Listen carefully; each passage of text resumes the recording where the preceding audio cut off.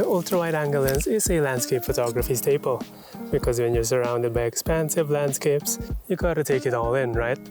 Well, that's definitely how I thought of it as a beginner, but that approach I realized can lead to photos that can fall short. So today let's talk about how you can maximize the potential of your ultra-wide-angle lens.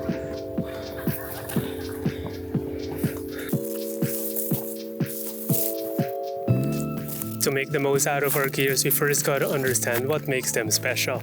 I'd consider anything wider than a 24mm going to be an ultra-wide-angle lens, and the most standard out there in the market is probably going to be the 16-35 zoom lens.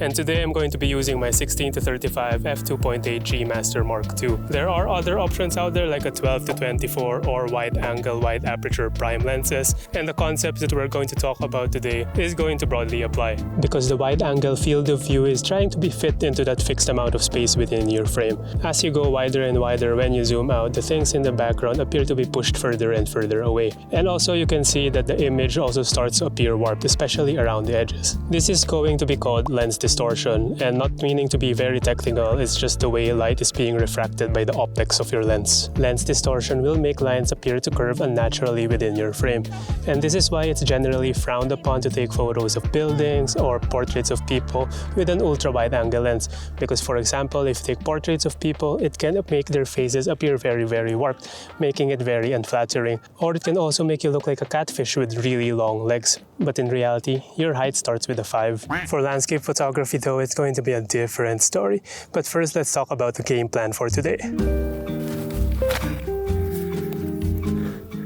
So it's currently autumn in Hong Kong, and I wanted to photograph the silvergrass along with the sunset and that amazing backgrounds, making it a very good day to talk about ultra-wide-angle lens and how we can maximize that lens distortion effect with the diminishing perspective. The diminishing perspective just tries to recreate how we see the real world. That is, the things that are closer to the frame will appear larger, and they diminish the further they are from the camera. We can then use that lens distortion effect to exaggerate and stretch the things in the foreground and the things closer to the camera, and then have that natural flow towards our subject through the mid and the background. This diminishing perspective effect then gives that increased feeling of depth within the photo that can help immerse your viewer towards the image. Just try to be cautious when you're taking photos with an ultra-wide-angle lens to consider whether your photo is already becoming too foreground heavy, that your subject in the background is having less and less importance within your photo. So always remember that we want to highlight our subject and support it with the things within our frame, not to take away from it.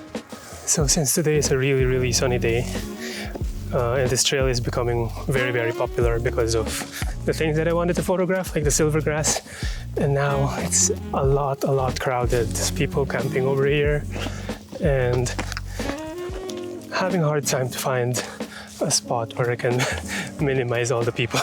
It's like the whole of Hong Kong decided to go over here and hike. A wider field of view can be very exciting because of all the things that you can capture within the frame. And I definitely got carried away with this when I was starting out. But this feature can come with a lot of setbacks because a wider field of view means more potential distractions. And in landscape photography in general, you also need to consider the weather, because when you're shooting very wide, you include a lot of the sky and the atmosphere. I'm not going to tell you which weather is going to be perfect for your ultra-wide-angle lens, because this really depends on the style of shots that you want. For example, you can shoot on a very foggy day to capture more of the atmosphere, or take photos with an epic burning sky in your background. And today, I do have a clear blue sky day, which is generally frowned upon in photography because nothing's going on in the sky and it could appear very empty and boring. But it's still going to be a good day out. I haven't gone out the whole week, so today is going to be my photography day to show some signs of life. Being in nature, just really therapeutic.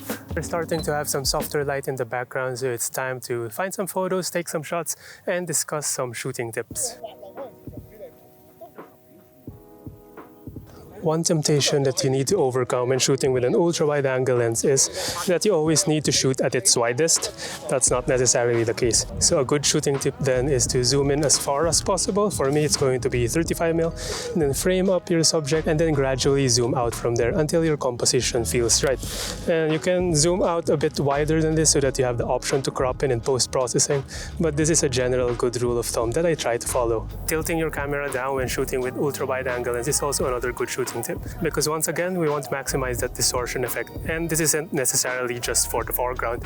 Tilting down also helps reverse that effect of the background being pushed further away. Tilting the camera down and shooting low is actually one reason why I try to avoid using a tripod whenever I shoot photos. That is, if I can maintain a fast enough shutter speed, especially when using ultra-wide angle lenses where height matters.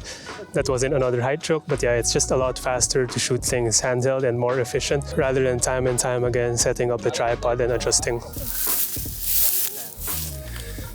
So the composition so far for today, quite simple, just really focus on the foreground silvergrass, have that very colorful sunset in the background, and photograph the Lantau Peak, which is one of my favorite landscape views here in Hong Kong.